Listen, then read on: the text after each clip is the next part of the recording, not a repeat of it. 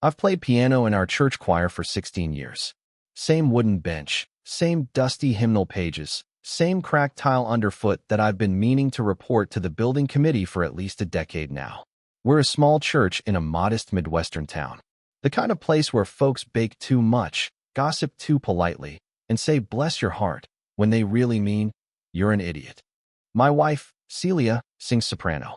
Has since she was 18. If you've ever stepped foot in First Baptist, you've heard her voice, bright, high, and clear as a bell on Sunday morning. We met in this very building, long before our hair grayed and our knees popped. And for most of our marriage, Sundays were ours. I'd play. She'd sing. We always went home with the sun behind us and something warm in the slow cooker. But lately, something's changed. It started small, like most cracks do. A missed dinner. A hushed phone call in the hallway. A laugh from the other room when no one else was around. Then one Tuesday night, Celia came home flushed and glowing. Practice went long, she said, setting down her tote bag and humming some unfamiliar tune under her breath. Without me? I asked, puzzled. I hadn't missed a choir session in 5 years. Oh, it was just solo work. Randall said I needed extra time. Randall Bell, our choir director, mid-40s, always in corduroy, walks like he's leading a parade, smiles too wide for someone who's not that funny. I didn't say anything that night, just nodded and went back to washing the dishes. But Boone, our old Labrador mix, gave her a look I couldn't quite place. Something suspicious, like he'd heard something I hadn't. The next few weeks, the solo practice became a regular thing. Tuesdays and Thursdays, sometimes Saturdays. Randall says the Christmas pageant has to be perfect, Celia would explain, wrapping a scarf around her neck and kissing my cheek too quickly. I'd nod, smile, but the dog stopped sleeping at the foot of our bed. Instead, he lay by the front door, every night, like he was waiting for someone, or guarding against them. Then came the boutique dress, a sleek burgundy number with sleeves that shimmered just enough under the lamplight. I found the receipt stuffed in a shopping bag in the laundry room. Adeline's, it said. I'd never heard of it. A quick search showed it was located 3 counties over, an hour and 15 minutes away. Too far for casual shopping. Too specific for coincidence. When I asked about it, Celia blinked once, just once, then smiled. Oh, Randall suggested I try it. His sister shops there. He said they tailor for performances. Performances.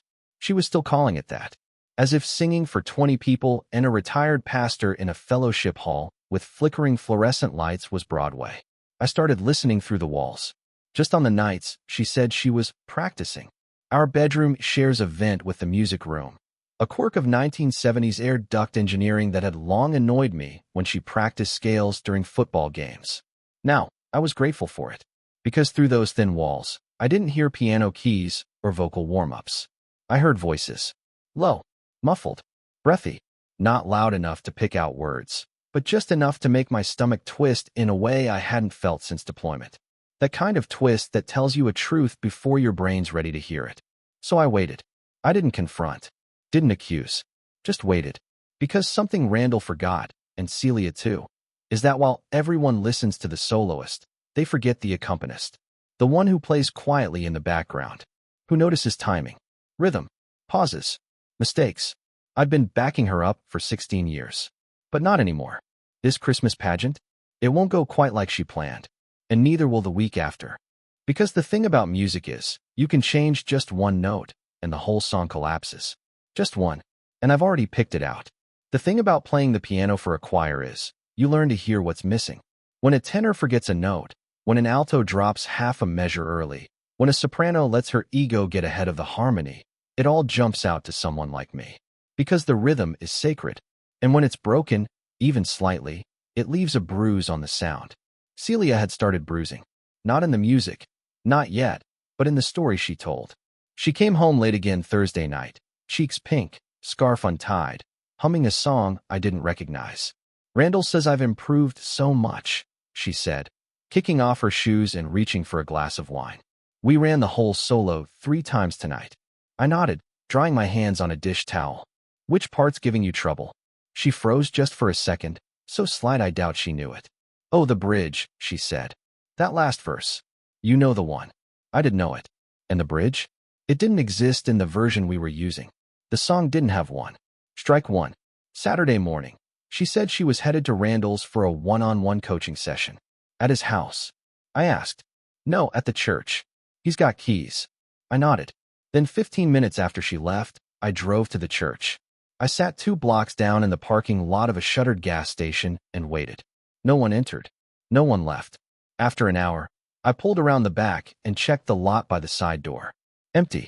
I texted her, "How's practice?" She replied 10 minutes later. "Just finishing. You'll love what we've worked on." So either she was practicing in the invisible choir, or she was lying with the same voice she used to sing praise songs. Strike 2. I called Gail. Gail's a talker, one of those women in the congregation who knows everything before it happens. She was also head of the wardrobe committee for the pageant. "Hey," I said, keeping my voice casual. "Celia mentioned Randall's planning a dress rehearsal next week. You know anything about that?" Gail sniffed. "That's news to me. We were told everything's frozen until Wednesday night." "Huh," I said. "Must have gotten mixed up." "Wouldn't be the first time," Gail chuckled. "You know Randall's always adding little surprises." She said it like a joke, but the word surprises hit me sideways. Strike 3. I started checking the receipts. I don't mean snooping. I mean looking. Just like balancing a checkbook. Nothing criminal about seeing what your wife is charging to the joint account. Boutique dress, $279 from Adeline's. Lodging, 1 charge to Tallow Inn, same town as Adeline's. Dated 2 Thursdays ago. Gas fill up the same morning. Lunch at a Harvest Bistro. Another boutique the same block as Randall's sister's gallery. It wasn't a trip to pick up a dress. It was a day, and not one she mentioned. Not even once. So I did something I never thought I'd do. I recorded her. Nothing fancy. Just my old cell phone, set to voice memos, slid into the pocket of her choir tote bag before she left for practice the following Tuesday. I told her I was staying late at the church to check the heating unit in the main sanctuary. She barely registered it. When she left, I walked down the block, waited an hour, and retrieved the phone. There were 2 recordings. The first? Static. The second? Gold. It started with rustling, then footsteps, then voices. Hers and his. Laughing. Soft. Then, you should have seen him last night. Sitting at that piano like a faithful golden retriever. That was Celia. "He probably thinks you're rehearsing with angels," Randall said. "Well, I'm definitely hitting higher notes." Laughter. Then silence. Long, rhythmic, unmistakable silence. I stopped the recording. I didn't cry. Didn't scream. I just exhaled, a long breath that felt like it had been stuck in my chest for weeks. Then I backed up the file, uploaded it to a drive, and labeled it December 12th, practice session. By Friday, I'd collected 4 more recordings. 2 in the tote bag, 1 on a spare phone slipped under the seat in her car during choir practice, and 1 captured on a wireless mic Randall left hot after Sunday service. Each one told the same story. Same characters. Same betrayal. But one in particular stood out.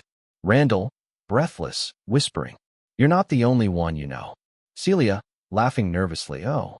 Susan's been coming by after Tuesday rehearsals, and I've caught Diane watching from the balcony more than once." "So you're auditioning the whole soprano section?" "Just making sure the solo goes to the most committed performer." "Well, then I hope I'm winning." So far. So it wasn't just betrayal. It was a competition, and half the choir didn't know they were playing. But I wasn't going to tell them. Not yet. No, they'd find out the same way I did. By hearing it. Loud and clear. At the exact wrong moment. Because here's the thing about music. You can change 1 note and ruin a melody. But if you change 1 line of sheet music right before a solo, you don't just ruin a song. You expose a lie. The week before Christmas, everything in our small town speeds up. The corner diner adds peppermint milkshakes to the menu. The pharmacy rolls out a miniature nativity scene in the window, complete with a plastic baby Jesus with chipped paint. And the church? Well, First Baptist transforms into a stage. Lights, choir robes, artificial snow packed in cardboard boxes, and fake candles that flicker with the spirit of budget battery life. I kept smiling through it all. I showed up early, stayed late, and tuned every piano key in the sanctuary with the patience of a man on the edge of a decision. Celia floated through rehearsals like a woman reborn, her new dress pressed, her solo memorized, and that soft glow on her cheeks I used to think was for me. But now I knew better. I didn't confront her. Not yet. Because some music needs to be played in front of an audience. On Tuesday night, 2 days before the pageant, I made my move. I waited until everyone left rehearsal, then sat alone on the edge of the piano bench with the original sheet music in my lap. Celia's solo was a classic, Oh Holy Night. She'd been rehearsing the standard version, same arrangement we'd used for 10 years. But I'd brought my own copy from home. A version nearly identical, with one difference. The key change, just a half step higher during the climax. Almost undetectable on the page, unless you knew what to look for. But when sung by a soprano who'd already spent her vocal cords flirting instead of warming up, it would crash. Hard. I slipped the altered copy into her folder and replaced the rest of the stack in the binder exactly how she left it. Then I left the sanctuary and locked the door behind me. The next day, Celia didn't notice a thing. She hummed while doing her hair, made cocoa with too many marshmallows, even kissed me on the cheek when I handed her a scarf. Wish me luck tomorrow, she said. You won't need it, I replied. I meant it. Christmas Eve arrived. The sanctuary filled to capacity, a sea of red sweaters, oversized coats, and half-frozen children sticky with candy canes. The stage was trimmed with gold tinsel and artificial evergreens. Randall flitted about, clipboard in hand, radiating faux humility. I sat at the grand piano, back straight, hands steady. My heart didn't pound, because I wasn't nervous. I was ready. Celia stepped onto the stage in her burgundy dress, the one from Adeline's, pressed to perfection. Her hair curled softly around her shoulders, and for a moment, I remembered what it felt like to fall in love with her. Then she looked at Randall, and smiled, and it vanished. The house lights dimmed. The pastor stepped forward and offered a welcome. Tonight, he said, we celebrate the birth of Christ. We remember joy and peace and the harmony that binds us as a community. Harmony, I thought. Not tonight. The first half of the show went smoothly. Children in angel wings stumbled through lines. Parents laughed politely. A junior high girl forgot the second verse of Silent Night, and everyone clapped anyway. Then came the solo. The lights dimmed further. Randall gave me a nod. I opened the folder and began. Celia stepped into the spotlight. Her voice was clear, soft, confident. The first verse landed. The second soared. And then, the third. The climax. The note. The one I'd changed. She opened her mouth to hit it, and missed. Badly. Her voice cracked, slipped, and dove down like a bird that had lost its wings. She panicked. Tried again. Pitched up into a screech that made the front pew flinch. Someone gasped. A child giggled. She looked at me, eyes wide. I stared back, expression blank. She stumbled through the rest, off-key and breathless, eyes darting between Randall and me like a student caught cheating with the test already in ink. The silence afterward lasted too long. Then applause, slow, unsure. I closed the piano lid and stood. After the pageant, the fellowship hall buzzed with lukewarm cider and polite questions. Is Celia feeling okay? Maybe the heat got to her. I didn't even notice anything. She sounded great, but I noticed. Randall avoided me entirely. Celia stayed near the coat rack, staring at her phone. I walked calmly to the pastor's office and waited by the door. 3 minutes later, I saw her walking toward me. Alone. She slipped inside, cheeks still flushed. You sabotaged me, she hissed. I said nothing. Don't deny it. That note was wrong. You changed it. I opened my jacket and pulled out a flash drive. Set it on the pastor's desk. What's this? She asked. Your rehearsals, I said quietly. The ones with Randall. The ones in his car. The ones where you call me a dog. Her face went white. I never. You did. She reached for the flash drive. I pulled it back. It's not for you. The deacon board's meeting tomorrow. I've already sent them copies. She stared at me, eyes filling with something that wasn't quite tears. I stood. I'm filing tomorrow. You can keep the dress. I walked out of the office, through the fellowship hall, past the cider and candy canes and casseroles. No one stopped me. No one said a word. Because in a church built on harmony, the silence said enough. I didn't go to Christmas morning service. First time I'd skipped in 16 years. Instead, I sat in my kitchen, robe tied at the waist, dog curled by my feet, and let the coffee go cold. The house felt quiet. Too quiet. Like the air had finally noticed she was gone. Celia hadn't come home after the pageant. I wasn't surprised. I figured she'd either run to Randall or to someone who didn't just out her in front of an entire congregation. Didn't really matter which. At 10:17 a.m., my phone buzzed. Unknown number. I let it go to voicemail. Seconds later, it buzzed again. Same number. This time, I picked up. Frank? A voice asked, cautious. Yes. This is Deacon Henry. From the board. I waited. He cleared his throat. We met last night. I know. I listened to the audio. Which one? The one you sent. From December 12th. He didn't speak for a moment. Then, do you have more? By that afternoon, I was seated in the church's side office, the one near the copy machine, past the janitor's closet. Deacon Henry closed the door behind us. I brought the others, I said, sliding a USB drive across the table. He stared at it like it might bite. How bad is it? He asked. Depends what you call bad. By the next day, the board had listened to everything. The church's custodian, a quiet man named Leon who wore orthopedic shoes and always smelled like bleach, stopped me in the parking lot. You didn't deserve that, he said quietly. I just nodded. Word was spreading. But what no one expected. Celia wasn't the only one. The recordings revealed more than just her affair. Randall had been busy. In one recording, he bragged about auditioning choir members, his word, not mine. Named 3 women directly. Laughed about another who thought the late-night rehearsals were actual practice.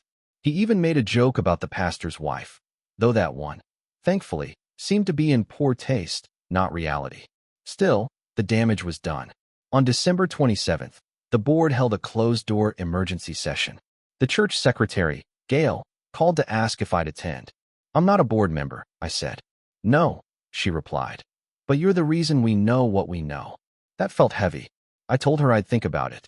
Then I ironed my slacks, put on a tie, and showed up 10 minutes early. They sat me at the end of the table. 8 board members. Pastor Timmons. And Randall.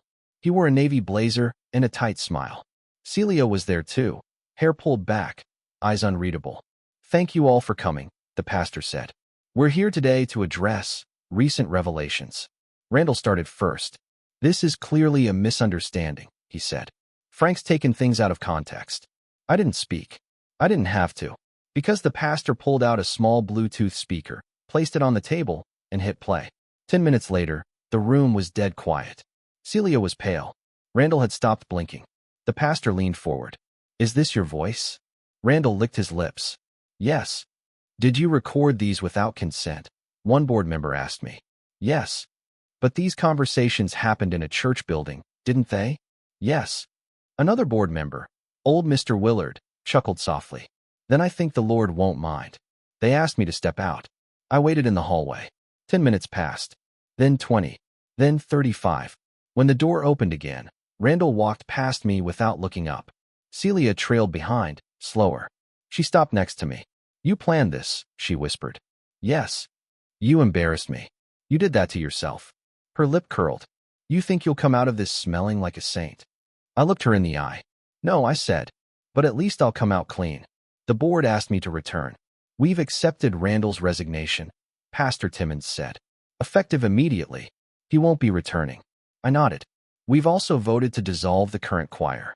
We'll rebuild from the ground up. I wasn't sure what to say to that. Then, we'd like you to stay on as accompanist, the pastor continued. We'll need stability while we reorganize. I thought about it.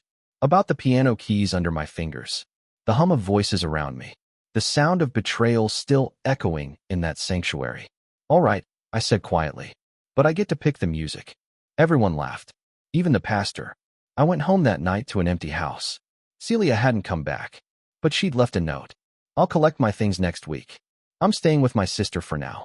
Don't worry, I won't bring Randall. Not that it matters anymore. I hope you're happy. I folded it in half, dropped it in the fireplace, and let it burn.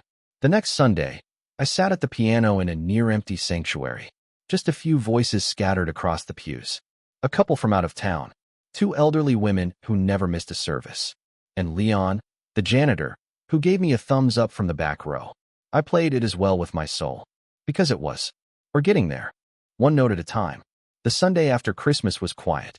Quieter than I'd ever heard First Baptist. No choir. No director. No Celia. Just the pastor, a handful of faithful pew-sitters, and me at the piano. The sanctuary always feels colder after a scandal. Like the air remembers everything before people are willing to. I didn't play much that morning. Just a few hymns, no frills. Come Thou Fount, and great is thy faithfulness, both steady and plain, like comfort food for the soul. I avoided anything Celia used to sing. I wasn't ready for that. Probably wouldn't be for a while. On Monday, I opened the hall closet and found her red heels still on the top shelf. Dusty, untouched. She must have forgotten them. Or maybe left them on purpose. A symbol, a signature, a final, I was here scratched into the baseboards of our marriage. The rest of her things were gone. Toiletries, sweaters, her endless stack of scarves. The bathroom felt emptier without her moisturizer and steam fogging the mirror. But emptier wasn't always worse. Sometimes it just meant honest. I got a call from Gail that afternoon. She didn't even say hello. I just want you to know, she started. I've got 2 soprano moms who said their daughters quit choir last spring. Both felt uncomfortable. One said Randall kept touching her shoulder during warm-ups. Wouldn't stop adjusting her mic. I leaned against the fridge, heart slow. Did they say anything back then? I asked. No. They thought it was nothing. You know how girls are raised. Always second-guessing themselves. What will you do with it? I already brought it to the board. Good. She hesitated. Frank, you didn't just blow up your marriage. You may have stopped something worse. I didn't know what to say to that. Not really. But it stayed with me the rest of the day. That evening, I walked Boone around the neighborhood. The lights were still up, plastic reindeer and flickering snowmen on every other lawn. But something about the street felt different now. Less picture-perfect. Like someone had finally pulled back the curtain. At the corner, I passed Susan, one of the sopranos from choir, raking the last of her leaves. She didn't look at me at first. Then, without stopping her work, she said, "You were right." I turned to her. About what? She shrugged. All of it. I kept walking. Inside, I poured myself a small glass of bourbon. Sat in my recliner. Flipped through the old photo album labeled Christmases Past. Celia's smile stared back at me on nearly every page. But somehow, even the photographs looked dishonest now. Like I was watching a rerun of a show where I'd missed the twist the whole time. But then I turned to a photo from 1999. Boone just a puppy, Celia holding him, me kneeling beside them with paint on my shirt. That one still looked real. Or at least real enough. Later that night, I got a knock on the door. A soft one. Hesitant. I opened it to find Diane, another choir member, soprano too. She looked like she hadn't slept in days. "Hi," she said, folding her arms. "I'm not here to argue. Didn't think you were. I just wanted to say thank you." "For what?" "For not exposing all of us." I stepped back, confused. "You weren't on any recordings," I said. She laughed bitterly. "No, but I saw things. Heard things. I didn't stop them." "You weren't responsible for Randall." "No," she said. "But I let his charm protect him. And now it's rotting everything he touched." I leaned on the doorframe. "The choir's done." She nodded. "I know. That's why I came." She reached into her coat and pulled out a folder. "What's that?" "A list. Of everyone who's still willing to sing. No flirtation, no secrets. Just folks who want to rebuild." I took it, scanned the names. 10 total. "You want to start over?" "I want something honest," she said. "I think you do too." The next week, we met in the church basement. Not the sanctuary. Not yet. We weren't ready for the spotlight. 10 of us in folding chairs. No robes, no titles. Just singers and one piano. I didn't say much that first meeting. Just handed out sheet music and played the intro to Be Thou My Vision. Voices rose slowly. Unsteady at first. Then stronger. Then beautiful. Not perfect, but real. Celia sent me a letter on January 4th. Not a text. Not an email. An honest-to-God letter, sealed with a wax stamp like she was auditioning for a Jane Austen revival. I read it in the kitchen, coffee in hand, Boone resting at my feet. "Frank, I suppose this is where I say I'm sorry. But you wouldn't believe me anyway. And maybe that's fair. I don't love Randall. I'm not even sure I ever did. I just like being wanted. I think part of me started disappearing a long time ago, and you didn't see it. That's not an excuse. It's just the only truth I have left. I hope the church forgives me. I hope one day you will too. I won't come back. Not unless you ask. Celia." I folded the letter once and placed it in the drawer beside the stove. I didn't burn this one. But I didn't write back either. Because some voices don't deserve a harmony anymore. And some solos were never meant to be sung again. The new choir debuted the second Sunday of February. No robes. No director. Just 10 voices and one piano, standing on the same risers where everything fell apart 2 months earlier. Pastor Timmons didn't introduce us with flair. No mention of redemption or revival. He just said, "Let's welcome those who still feel called to sing." And we did. They sang, "It Is Well." And this time, it didn't feel like a cover-up for broken hearts. It felt like a funeral song for the lies we buried. By the second verse, a few folks in the pews were crying. But it wasn't grief anymore. It was something else. Release, maybe. Susan came back the following week. So did a few altos who'd quit during Randall's tenure. A young man named Elijah joined, barely out of high school, with a voice deeper than most pastors. By March, we had 17 members. Diane handled warm-ups. I stayed on piano. No one tried to lead with charm anymore. We led with the notes. One Sunday after rehearsal, Diane pulled me aside. "You know we've still got an opening for the Christmas solo," she said with a half-smile. I raised an eyebrow. "You want to assign it 9 months early?" "I just want to be prepared." I nodded. "Well, let's pick someone who knows what key we're singing in." She laughed. Low blow. But I saw it. The relief behind her smile. The relief of being on solid ground again. Turns out, once the truth blows through a place, the air gets clearer. Even if it stings for a while. I started going out more. Boone and I took longer walks. I went to breakfast alone at the diner. I even joined the church's Tuesday morning men's group, mostly out of boredom, but stayed for the biscuits. They didn't ask about Celia, but I could tell some of them knew. One day, Hank, a widower from 2 blocks over, leaned toward me during coffee and said, "The truth always costs something." I nodded. "But it's still cheaper than living a lie." Celia didn't come back. Not really. She called once in mid-March. I let it ring out. Then she texted, "I know we're not us anymore, but I wanted you to know I'm okay." I stared at it for 5 full minutes. Typed out, "Glad to hear it." Deleted it. Typed, "Take care." Deleted that too. Finally just replied, "Good." She didn't respond. That was fine. Some conversations don't need encores. April brought Easter. The same holiday that started this whole mess the year before, when Randall had held auditions, and Celia had begun practicing alone. Now here we were again. Same sanctuary. New music. We opened with "Christ the Lord is Risen Today." This time, the harmony held. Midway through the service, the back doors opened. Heads turned. Celia walked in alone. No dress from Adeline's.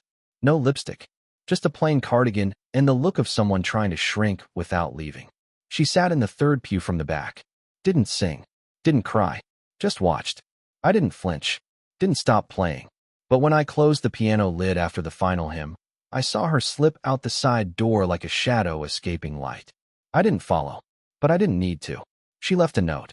Taped to the hood of my car. "You look lighter. I'm glad." See. No return address. No plea for anything more. Just that. In May, we held the church's annual talent night. A casual thing where folks sang solos, read poetry, or told stories about the time they got stuck in a snowbank in '87. Elijah sang a gospel arrangement of "Amazing Grace" that nearly broke the rafters. When he finished, Diane leaned over and whispered, "That's our Christmas soloist." I smiled. Agreed. Think we'll still be standing by then? If we aren't, I hope we fall singing. She liked that. So did I. One night in June, I sat on the porch with Boone beside me, sipping sweet tea, watching the fireflies blink across the lawn. A car drove by slow. Not threatening. Just curious. Might have been Celia. Might have been someone else. Didn't matter. I'd already played the last note. The silence that followed? It wasn't punishment anymore. It was peace. Sometimes I still think about what Randall's doing. He vanished after resigning. Rumor had it he left town and started teaching at a charter school somewhere in Ohio. No one from our church keeps in touch. Celia never remarried. I hear from mutual friends she volunteers now. With shelter dogs. The irony of that ain't lost on me. Boone would probably like her again. Me? I liked who I became after. And that's the funny thing. You don't notice you've been off-key until the silence finally shows you what the right note sounds like. On the first Sunday of July, we debuted a new song. Not a hymn. Something Elijah wrote himself. The lyrics weren't about betrayal or forgiveness or salvation. They were about starting over. About losing what you thought was perfect and gaining something honest instead. The entire congregation stood by the second chorus. Some even clapped. The rhythm was off, sure, but it was real. And when it ended, Diane turned to me and said, "Feels like we finally made it back." I looked out at the pews. Some filled, some still empty. And I said, "No, We made it forward. The end.